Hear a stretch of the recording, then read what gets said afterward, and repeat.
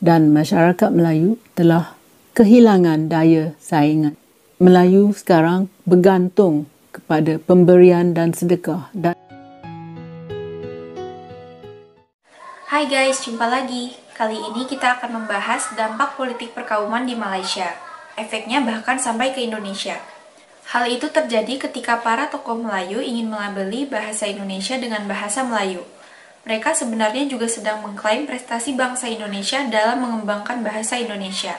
Mereka pun mengklaim program studi bahasa Indonesia di luar negeri dan penutur asing bahasa Indonesia.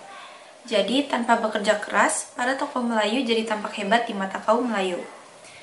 Nah, tipu-tipu seperti ini juga terjadi dalam urusan lain. Banyak tokoh politik Melayu kaya raya dan korup, tapi kurang mempedulikan nasib kaum Melayu. Isu Melayu dan agama hanya dimanfaatkan demi keuntungan para tokoh. Kaum Melayu seperti hanya ditipu atau dimanfaatkan saja. Ada video menarik mengenai hal ini. Yuk kita simak ya. Salam sejahtera. Nama saya Mariam Mokhtar. Presiden PAS iaitu Abdul Hadi Awang telah menggesa orang Melayu untuk bersatu kerana kaum Melayu, dia kata, dipermain-mainkan dan ditipu secara terang-terangan dalam kejahilan serta kelalaian mereka. Dia mendakwa yang orang Melayu secara terbuka telah jadi mangsa politik negara. Memang, Hadi tetap betul. Tetapi, dia lupa menyebut bahawa dua ahli politik utama yang telah memperdayakan orang Melayu adalah ia sendiri dan bekas Perdana Menteri Dr. Mahathir Mohamad. Hadi menjaga aspek keagamaan kehidupan orang Melayu, sementara Dr. Mahathir menjaga aspek rasis dari konsep ketuanan Melayu. Kedua-dua lelaki ini adalah protagonis.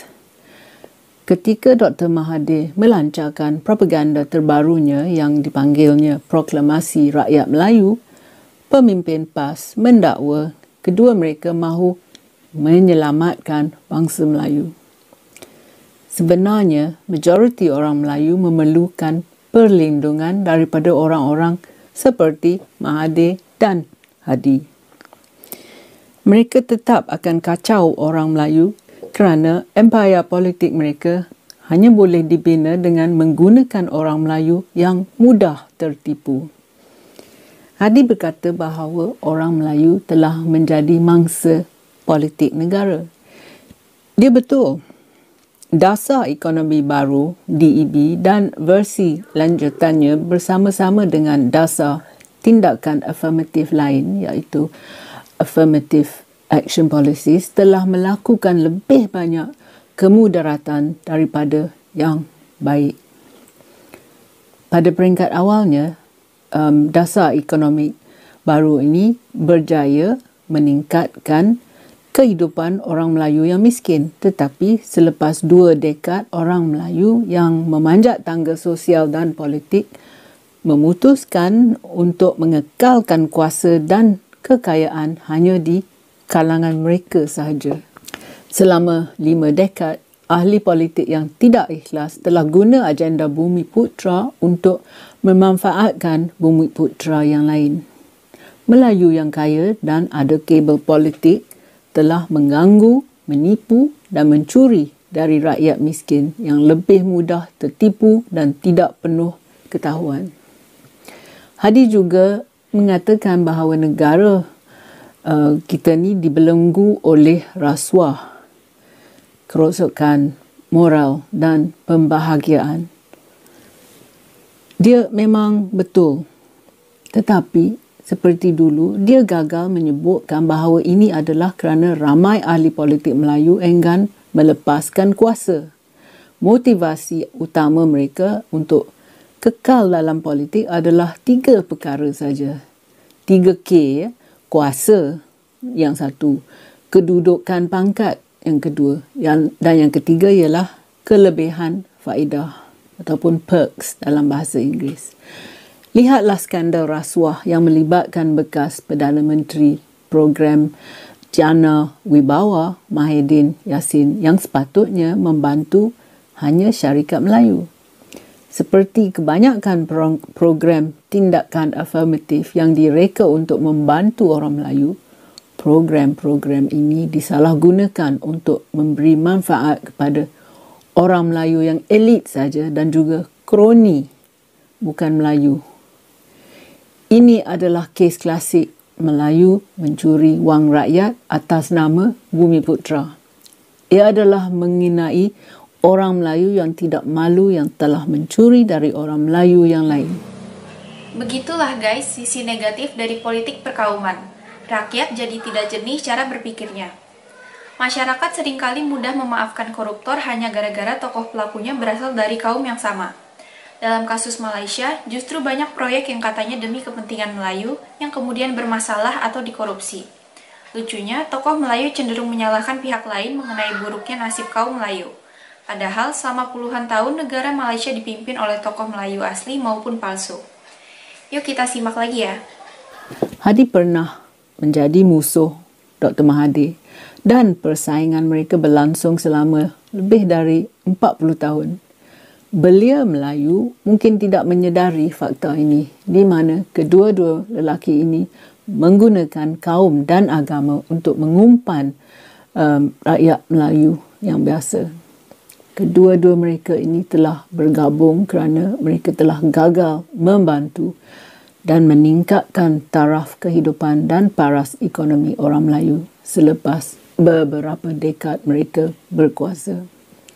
Sebaliknya, mereka mendapati lebih mudah untuk menyalahkan orang bukan Melayu ataupun parti DAP kerana kegagalan mereka untuk memperbaiki kehidupan orang Melayu biasa.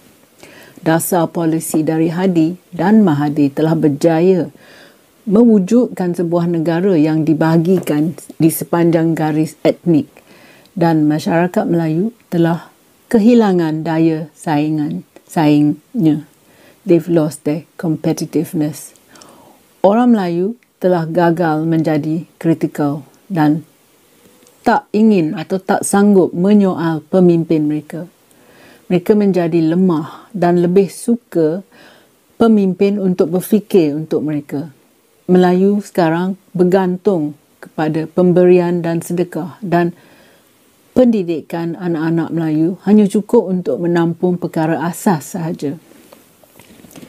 Pemimpin-pemimpin Melayu yang tidak bertanggungjawab ini lebih suka membuat orang ramai jahil.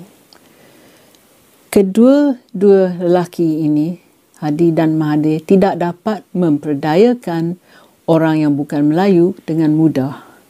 Orang bukan Melayu tidak mempunyai banyak peluang yang boleh diakses mereka seperti beasiswa, tempat di universiti awam dan juga perumahan.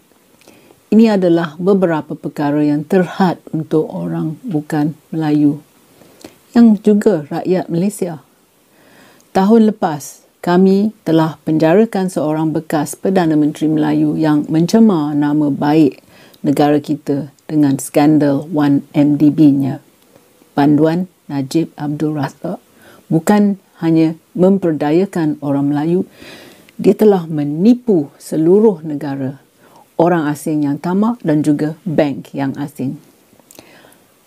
Pada tahun ini, program Jana Wibawa didedahkan sebagai satu lagi kes skandal penipuan yang telah menggunakan nama Bumiputra.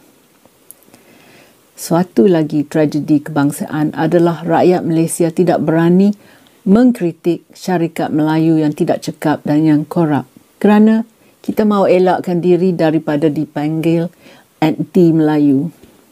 Akhirnya, sesiapa yang ingin integriti, meritokrasi dan ketelusan dalam syarikat Melayu tidak akan berani buka suara.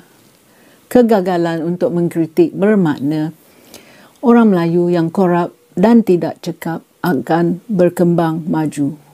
Akhirnya, senang saja untuk Melayu elit dan orang Melayu yang ada kuat kabel politik untuk merompak orang Melayu yang lebih miskin. Jadi, Hadi memang betul. Kita mesti selamatkan orang Melayu dari orang seperti Hadi dan Dr. Mahathir. Terima kasih kerana sudi menonton. Begitulah guys efek politik perkauman di Malaysia. Dalam konteks ini maka kita menjadi lebih paham kenapa muncul konsep ala Melayu. Kenapa mereka suka mengklaim prestasi bahasa Indonesia. Tujuannya mungkin biar tokoh Melayu tampak berhasil dan kaum Melayu senang. Terima kasih sudah menonton sajian kami, sampai jumpa lagi.